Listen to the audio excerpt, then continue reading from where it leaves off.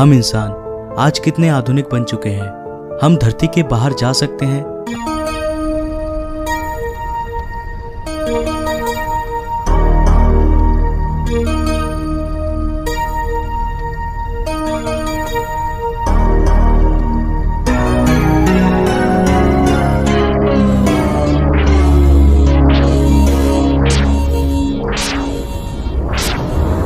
अंतरिक्ष में करोड़ों प्रकाश वर्ष दूर तक देख सकते हैं। हमारे पास विज्ञान है जो हमें हमारे प्रश्नों के उत्तर देता है।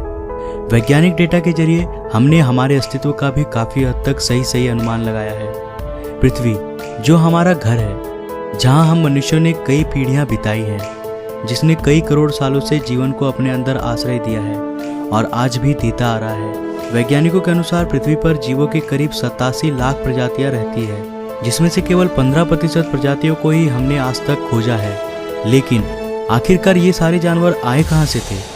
आखिर धरती पर जीवन की शुरुआत कैसे हुई थी? इसे जानने के लिए हमें समय में पीछे जाना होगा, उस समय पर जब धरती अपनी शुरुआती अवस्था में थी। तो आइए चलते हैं आज से करीब 4.5 अरब साल पीछे।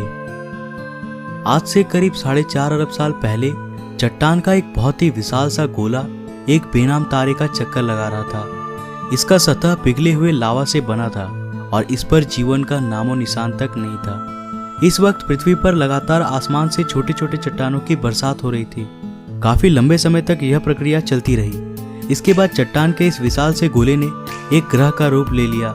साथ ही इस ग्रह का अपना चांद भी बना। ये वही ग्रह है जहां आज हम सब रहते हैं। इस वक्त पर पृथ्वी का तापमान बहुत ही अधिक था।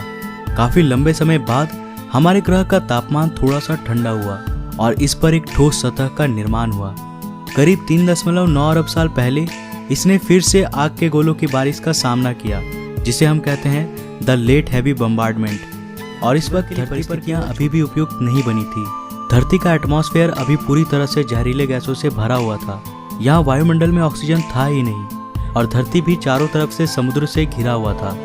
पर अब यहाँ परिस्थितियाँ बदलने वाली थी। करीब 3.8 अरब साल पहले हमारी धरती में एक बार फिर से उल्कापिंडों की बारिश शुरू हुई। पर अब की बार ये पिंड अपने साथ केवल पानी ही नहीं लाए थे, बल्कि ये कुछ बेहद अनमोल चीज लेकर आए थे जो धरती को जीवन देने वाला था। ये पिंड अपने साथ खनिज यानी मिनरल्स लेकर आए थे। साथ ही इन्होंने कार्बन, प्रोटीन और एमिनो एसिड्स का भी अंतरिक्ष से समुद्र की गहराइयों तक परिवहन किया। परंतु यहाँ समुद्र की गहराई में तापमान बहुत ही कम था। यहाँ सूरज की रोशनी पहुंच ही नहीं सकती थी। लेकिन यहाँ समुद्र की गहराई में भी छोटे छोटे प्राकृतिक चिमनीज थे जो पानी को गहराई में भी गर्म रख रहे थे और यहीं पर जीवन का पहला बीज पनपा। हम ये नहीं जानते हैं कि ऐसा कैसे हुआ था, लेकिन किसी प्रकार से यहीं पर उन सारे मिनरल्स और केमिकल्स ने आपस में अभिक्रिया करके जीवन का बीज बोया और यहाँ जन्म हुआ पहले एक कोशिकीय जीवों का। ये एक प्रकार के बैक्टीरिया थे।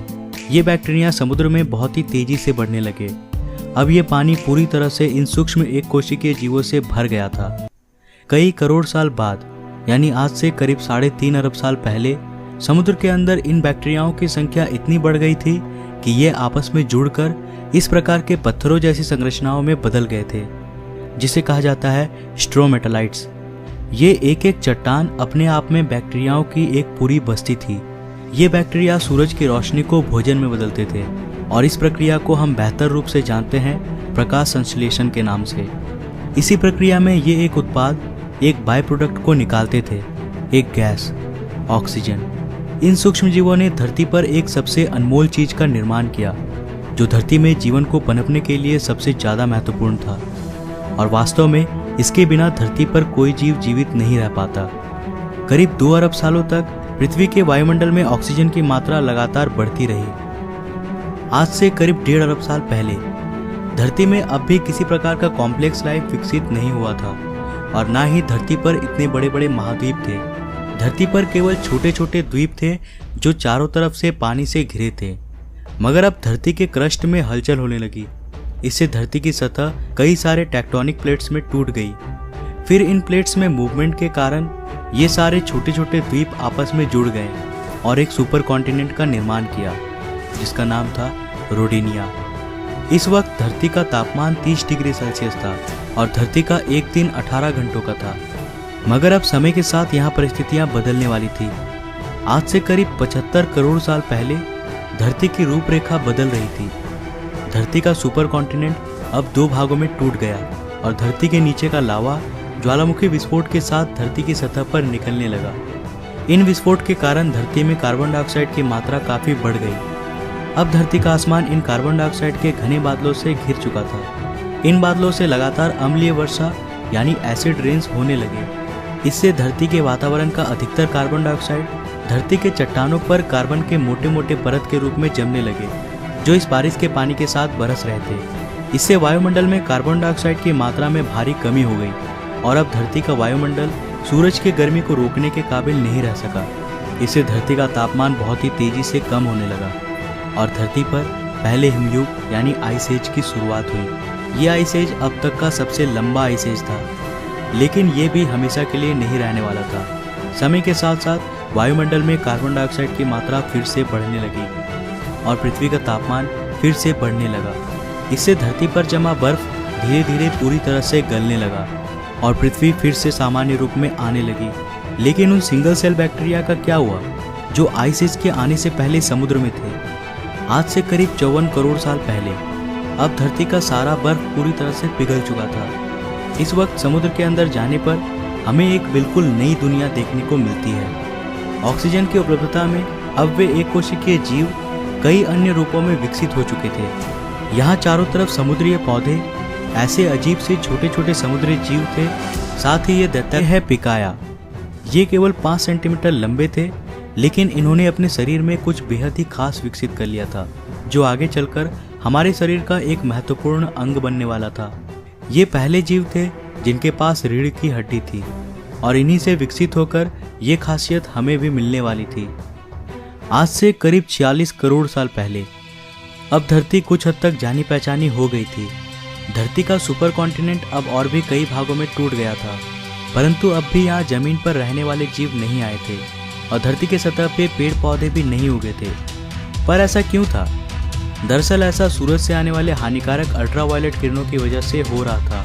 पर अब धरती के वायुमंडल में एक नए परत का निर्माण हो रहा था, जिसे आज हम कहते हैं ओजोन लेयर। वायुमंडल के ऑक्सीजन सूरज के अल्ट्रावायलेट किरणों को सोखकर ओजोन गैस में बदलने लगे थे। इसने धरती के चारों ओर एक चादर का निर्माण किया, जो हमें सूरज के अल्ट्रावायलेट रेडिएशन से आज भी बचाता है। इसके कारण अब धरती की सतह पर नन्हे शैवाल फल फूल सके और ये ही धरती के पहले लैंड प्लांट्स बने। समुद्र में रहने वाली ये मछली टिकटैलिक, जिसने पहली बार समुद्र से बाहर आने का निर्णय लिया, इसने अपने फिन्स का इस्तेमाल पैरों के रूप में किया और समय के साथ ये जमीन पर ज़्यादा देर तक रहने लगा, जिससे इसके अंग काफ़ी विकसित हो गए। करीब 1.5 करोड़ साल के विकास क्रम के बाद ये जानवर अब पूरी तरह से जमीन में रहने लायक बन चुके थे और इन्हें कहा जाता था टेट्रापोड्स। आज से करीब 36 करोड़ साल पहले ये टेट्रापोड्स पूरी तरह से विकसित हो गए थे और अब ये पूरी तरह जमीन पर रहने वाले जीव बन गए। ये ही वो जीव थे जो आगे चलकर डायनासोर्स, बर्ड्स, मैमल्स और अंत में इंसानों में विकसित होने वाले थे। यहाँ से एक नए प्रजाति की शुरुआत हुई, लेकिन अब धरती का बुरा वक्त आने वाला था। समय के साथ जीवों की विकास प्रक्रिया जारी रही, लेकिन साथ ही धरती का वातावरण भी बहुत तेजी से बदल रहा था। एक बार फिर से ज्वालामुखी विस्फोट के कारण धरती का तापमान बहुत ही बढ़ गया। इससे धरती पर बहुत बड़ा अकाल पड़ गया। इस अकाल में लगभग सारे पेड़ सूख गए और धरती पर जीवों की कुल 95% आबादी साफ हो गई। इस अकाल में कुछ जीव ही जिंदा बच पाए, जिन्होंने जिंदा रहने के लिए कुछ भी खाना शुरू कर दिया और गर्मी से बचने के लिए जमीन के अंदर रहने लगे। पर समय के साथ साथ फिर से परिस्थितियों में सुधार आया। धरती का वातावरण फिर से सामान्य हो गया। आज से करीब 20 करोड़ साल पहले अब धरती की रूपरेखा काफी हद तक बदल गई थी। ज्वालामुखी विस्फोट से नए भूभागों का निर्माण हुआ, जिन्होंने आपस में मिलकर एक सुपर कॉन्टिनेंट का निर्माण किया, जिसका नाम था पेंजिया। अब धरती अंतरिक्ष से काफी हद तक आज की जैसी दिखाई देती थी। इतने बड़े अकाल के गुजरने के बाद धरती वापस से सामान्य हो गई।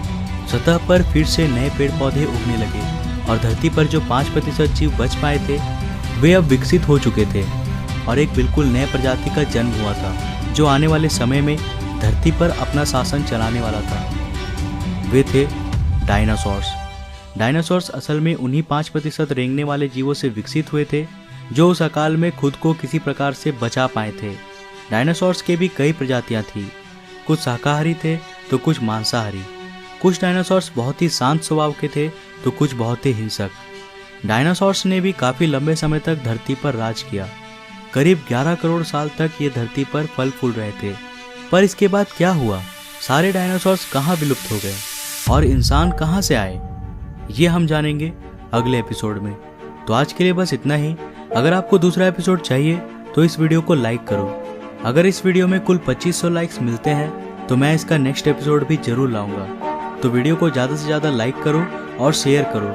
अगर आप नए हो इस चैनल पे तो ऐसे ही और एक्साइटिंग वीडियोस के लिए चैनल को अभी सब्सक्राइब कर लो, साथ ही नोटिफिकेशन बेल को भी ऑन कर लो। मैं मिलता हूँ फिर से एक नए एपिसोड के साथ। तब तक के लिए बाय।